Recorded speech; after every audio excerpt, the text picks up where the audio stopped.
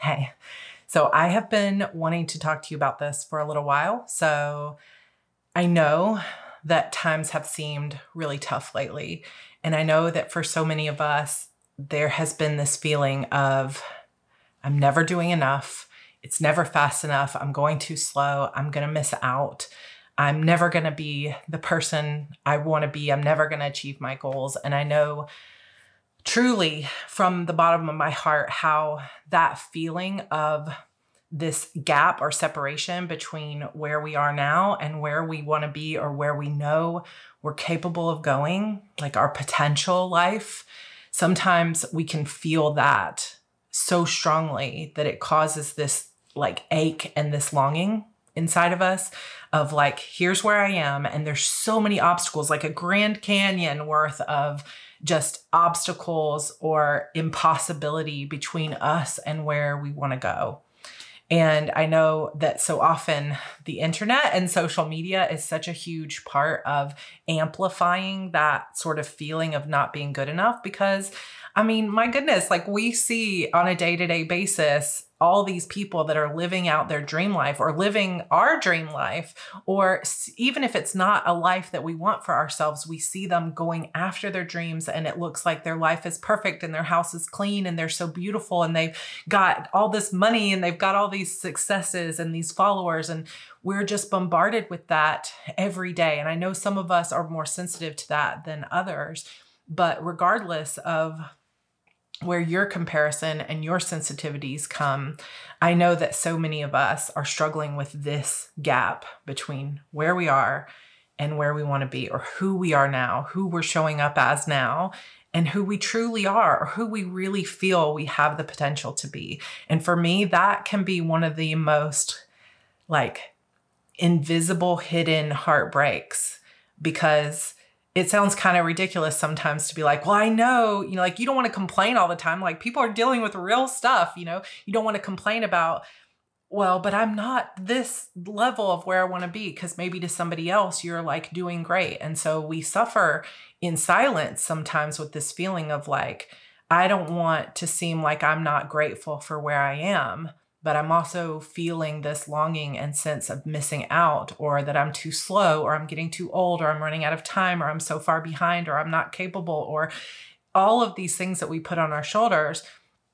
And we sort of live with that in the background of our lives all the time. And if you've been struggling with that feeling that you're never going to get there, that you're not moving fast enough, that you're putting every piece of your soul into wanting and trying to change, and it's just not working, or you're just not able to do it, trust me when I say that you are not alone. There are so many of us living with this fear that we're never going to see it through, that we're never going to reach the life that we feel like we're capable of, or we're never going to see those dreams or that level of success that we want. And it's exhausting. And, some of the main advice that we will find, and this is something I've said as well, but in a different context, and I'll explain it in a minute, is people will say small steps, like baby steps, like atomic habits, like just 1%, like make it just the tiniest step. But when you already feel like you're so far behind, like you're years behind, you've wasted so much time, you're already too old, you already missed out, or you already, like when you have that pressure is already on your shoulders, the thought of just one tiny little nothing step feels so frustrating. And I know I'm not the only one like this. And there is wisdom in this idea of one small step, right? But when you combine that small step in one area and you think about all the like 50 ways you want to completely overhaul your life, it can feel just as hopeless and depressing to think of one small step as it can to think of leaping over the Grand Canyon. And I think that also for some of us, it's like that small step doesn't feel like enough. So then we try to like pile it all on like some giant backpack on our backs, and we're running as fast as we can, like, gotta do this. It's gotta happen now. We put like, because we feel like we didn't move fast enough in the past, we have to move twice as fast right now and go, go, go, go, go, only to look down and see that we've been running on a treadmill this whole time and going nowhere. And that's another familiar feeling I think a lot of us are feeling right now. It's like I am literally moving and going to the point of exhaustion where I don't get a single day off. I don't get the vacations I need. I don't spend as much time with my family or doing the things that I love because I'm working so hard all the time. And I'm literally feel like I'm just running in place. And that is also something that leads to burnout and frustration and the desire to just throw up our hands and say, enough already, I can't do this. But even when we do that, it's not like giving up is really an option for us. Because deep in our hearts, we know we want more out of life. And so there's always going to be that tug to keep working toward it. But how do we do that and not burn ourselves out or not get the same results over and over again? So trust me when I say that if you are feeling this and have been feeling this lately, you are not alone and you are not stuck. It's not going to be like this forever. And the fact that you're even here watching this far into this video means that something about this is resonating with you. And trust me, it would not resonate with you if you didn't know deep inside that you are worthy of more, capable of more, that you desire for more, and you just want to find a way to start seeing it become your reality. So I'm going to tell you a little bit about myself and my own life. If you've been here for a while, you know these stories. If you're new, welcome. My name is Sarra Cannon. I'm an author of 27 novels, very close to 28 novels, and I have these longings. Back probably about 7 years ago, I had already had to pick myself up from severe trauma, 2 house fires, lots of other things going on in my life. And I had finally gotten to a place where I was living in a nice house. I had a good writing career. This is long before YouTube, or a few years before YouTube. I finally, after years of infertility, had a son, and he was about 2 or 3 years old and going to Montessori. And every day, despite the external success, I would wake up, see my family off for the day, and I would fall into either depression and going back to bed repeatedly for hours and not being able to get myself out of bed. I would fall onto the couch where I would binge eat and watch true crime documentaries all day, or I would spend a lot of time crying. And this was a cycle that I was in for a while, of spending months at a time in this place being like, I should be grateful for everything that I have in my life. So why am I feeling so depressed? And a big part of that depression in that time in my life was because of what I'm talking about here. It's like I had been pushing myself beyond the level of health and good feelings. I had been like constantly on my own case about never being enough, never following through enough, watching what other people were doing and saying like, I am going as fast as I can and I'm still only like this far up the mountain and all these other people are way up here. And I just constantly felt like I was never living up. And the weight of that plus extreme burnout, which I didn't even understand at that time was a thing, really had me in a depression. And I would somehow manage, because I was talking to you just now about you feel that pull toward wanting to be something different or wanting to see your life grow. I would feel that pull and I would manage to pull myself up for a brief period of time. I would go onto my computer and I would go onto Google Docs and just print out a monthly calendar, grab all my favorite like pens and highlighters, and I would create a schedule for, okay, I'm 6 months behind now on my writing schedule. Let me create a schedule that I can catch up and try to find something ideal. And instead of creating something that was, you know, a slow, steady progress, I felt like I had to make up for all the ways I had failed, for lack of a better word, because that's the way I felt at the time, like a failure. And I would create an impossible schedule. And I would make it about 2 weeks, maybe into it before I would be back in tears on the couch, maybe a month if I was lucky, with no book to show for it, even more burned out than ever, struggling extremely with my PCOS symptoms and lots of ovarian pain and other issues, which of course I know now were caused by extreme stress. And I was in a real negative spiral. And I honestly was afraid that I would never get out of it. And on the outside, I was trying to put on a brave face, but on the inside, I was really a mess. And so if you have had any kind of struggle, maybe your story looks very, very different from mine. But if you have been through any kind of struggle where you have felt like, I don't know how I'm ever getting out of this, but I still have these desires and I feel sad because I am here and I want to be over here and I'm not sure how to get here, then this video was made for you. Because what made all the difference for me when I was going through that hard time of burnout and being really hard on myself was this sudden epiphany that I had the power to create momentum in my life. And it was my choice whether I wanted to build positive momentum or negative momentum. If I was going to spiral, was I spiraling and allowing myself to spiral downwards into negativity, or was I allowing myself to spiral up into positive momentum? And for a period of probably 2 years, I would get to a point where I was ready to create momentum and I would make it a little ways up and then I would kill my own progress and I would spiral all the way back down again. And I know that there are some of you watching this right now that are like, oh, Sarah, this is what I have been stuck in for a really long time. And maybe you're seeing some progress in your career or you're seeing some progress in your life, but emotionally you're finding that you're spiraling or hitting burnout all over again or feeling overwhelmed or feeling like you're never quite getting where you want to go. And so let me tell you what I did in hopes that it might be helpful for you.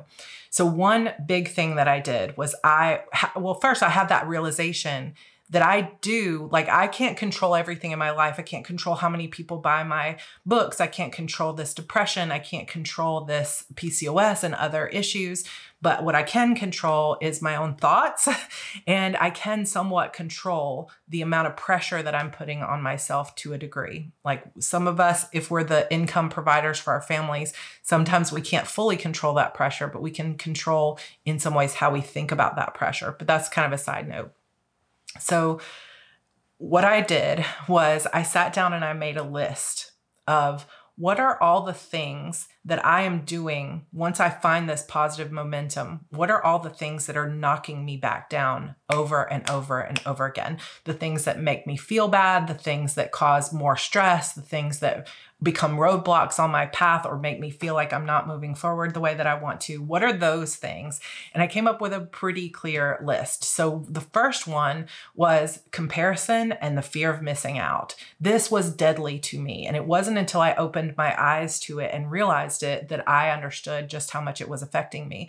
So comparison, even if I was happy for other people, like I never would say, I wish she didn't achieve that. Like, I'm so glad she made it there. But it was always this awareness that when I saw someone achieve a goal that I wanted for myself, it was that amplification of this gap between where I am and where I want to be. It was like I felt even farther away from my goals when I would see someone else achieving it, because it would be like, they seem to achieve it effortlessly. What's wrong with me? And I would allow myself to negative spiral. Also, the fear of missing out. If I was going down this path, like this genre, this type of promo, this type of fan community, other things like that. But then I would see someone doing something totally different than what I was doing. Somebody that was like, there was no TikTok back then, but we'll just use that as an example. Like this person's on TikTok. This person's growing a community over on Ream. This person's trying this. This person's doing a Kickstarter. I would suddenly feel like, because I wasn't doing all those things, I had this extreme fear of like, what if I'm missing out on the one thing that could make all my dreams come true because I'm not doing these 10 other things.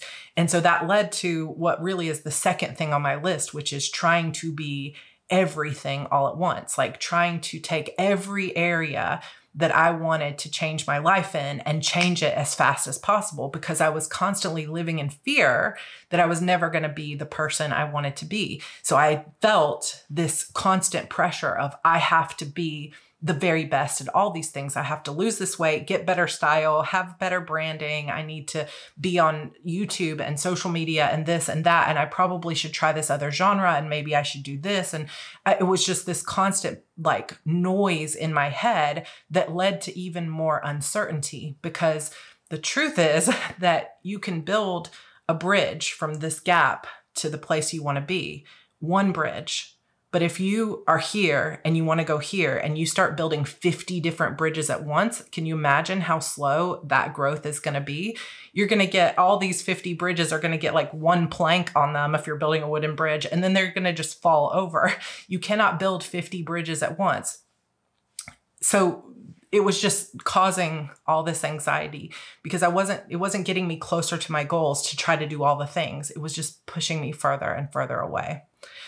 Another thing that was on my list was then consistently creating an impossible plan, a plan that I had no hope of ever really following through on. And I was like becoming delusional. I talk about this a lot. I talked about this at the RAM conference last year, this idea of like, I have my day-to-day life, but when I sit down to plan, it wasn't me planning. It was like I was planning for some future perfect version of myself who would be able to write 5,000 words a day and get all these things done.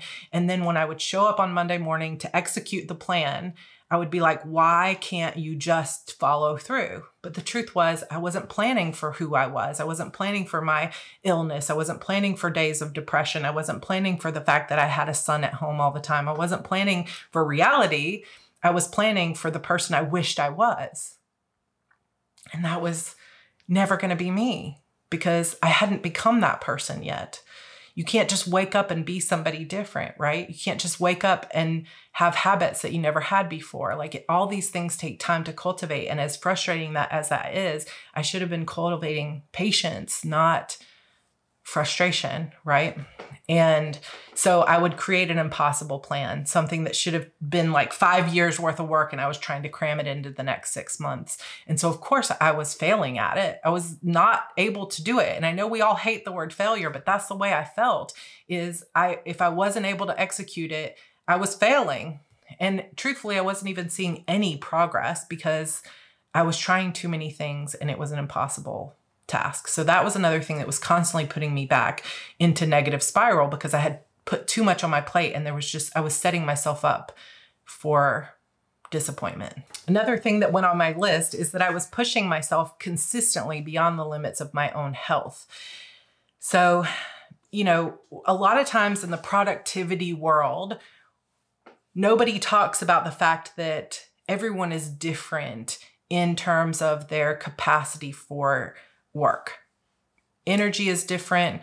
Some people have chronic illnesses. Some people have mental illnesses. Some of us have anxiety. Some of us have more on our plates. Some of us just have less tolerance for stress than others. Like there are people who can handle high levels of stress and they're just go, go, go, and they're really happy, busy. And there are some people that even the smallest amount of stress will break them and their joy, and they can't be creative at all when they're stressed. And neither one is better than the other. But our society consistently says that the person who can handle a lot of stress and work really fast and hard all the time is better equipped to make money and see their goals come true. And there's, to be honest, a bit of a truth in that, because if you can work more, you can get more done. But the fact that we sometimes feel like we have to be this person when we're not, and we try constantly to be that kind of person when it's really not going to be our best way of showing up in the world, is what's holding us back. And so I was consistently, like, I personally am someone who likes to be busy, but I also can only handle so much stress. And so I've got to find that balance between how do I find joy in the work and how does it come out of passion versus I'm forcing myself into it. And so part of this process is getting to know yourself as an individual. What are your strengths? What's your stress tolerance? How much energy do you have? And just radically accepting who you are and what your limitations are, what your strengths are, and just going all in on authentically being yourself rather than trying to be some societal ideal, because you're never going to reach your ideal trying to be someone else. And so I had to understand the limitations of my health in that moment where I was really struggling with depression and I needed a lot of therapy. I had to slow down. And that felt really hard because I wanted to move fast, but I wasn't in a position in my life where I could move fast, and that was difficult. So the more I tried to force myself to move fast because I felt I had to, the more I started to negative spiral. And then the final thing on that list is not seeing enough progress or achievement fast enough. So because of all those things before, whenever I would try to build all these bridges and I wouldn't see good progress because I'm scattered in too many directions rather than focused, I started to get more and more depressed because I'm not seeing the results that I want to see. And because when you're working really hard and you don't see progress fast enough, it can be really demoralizing and it can cause negative spiral. So I encourage you, if you have been in this negative spiral for yourself for a while, or even if you have pieces of your life that feel really stressed or they feel negative or like you're hustling or forcing, make yourself a list. Yours might look similar to mine or it might look different, but really give yourself the gift of an afternoon to sit down and think, what things are causing me to feel negative, that I feel scared, that I'm acting out of fear, that I believe that I have to move faster, that I'm making plans that are impossible, whatever it may be for you. And then what I did was I sort of drew a line on the page and I said, okay, if this is the way I'm causing negative momentum, how can I turn that around and create positive momentum in my life? So I had an answer to everything. And then I started to create a plan and a way of being that was different, right? That was going to send me on a positive spiral. So just to give you an example, I have all this written down. So the first thing was comparison and fear of missing out. So what could I do that would cause me to be more in a positive place? So instead of following people that made me feel comparison, and this has nothing to do with those people, it had everything to do with my mindset at the time. And I'm not as sensitive to this now as I was because I healed a lot of this for myself. But if you are really sensitive to comparison, leave the Facebook group, stop following the people that make you feel bad, just let go for a while, like free yourself for a little while of following people or things or businesses or stories that make you feel like you're not living up to your potential. When it comes to fear of missing out and trying to do all the things and be everything all at once, like maybe there genuinely are like 15 different things you radically want to change about your life, but trying to change them all at once is going to set you up for negative momentum because you're not going to be able to do it, most of us. So instead, creating this area of focus where you say, okay, I'm going to see progress. It doesn't have to be small, almost invisible steps, but I'm just going to focus in this one area, right? I'm going to decide. And so for me, that became creating a clear vision of my life and a clear vision of who I wanted to be and how I wanted to show up. So I still to this day, every single quarter, every 90 days, I make a new vision board. It becomes my phone wallpaper. It becomes the wallpaper on my computer, on my iPad. I print it up and I put it on my bathroom mirror. And I think this is the person I'm trying to be. And if that person is not on TikTok, I don't have to be on TikTok either. And it became this idea of creating the vision for myself so that I could focus like a laser on that future and just let everything else go. Because the truth is, the comparison, the fear of missing out, the trying to build 50 bridges at once is all coming from fear. Fear that unless I push myself to the absolute limits, I'm never going to be or achieve the things I want to achieve. But what becomes possible in our lives if we let go of fear and start having faith? If we set a vision for our lives and we say, I have faith that as long as I move through the world, focusing on my joy and my strengths, that those things that I want will become my reality.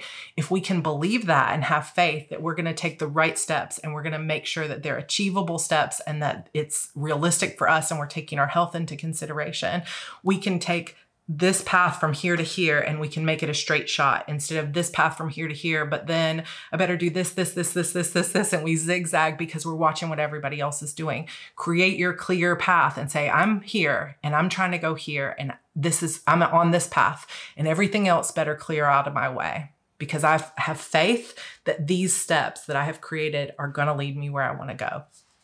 And once I started doing that,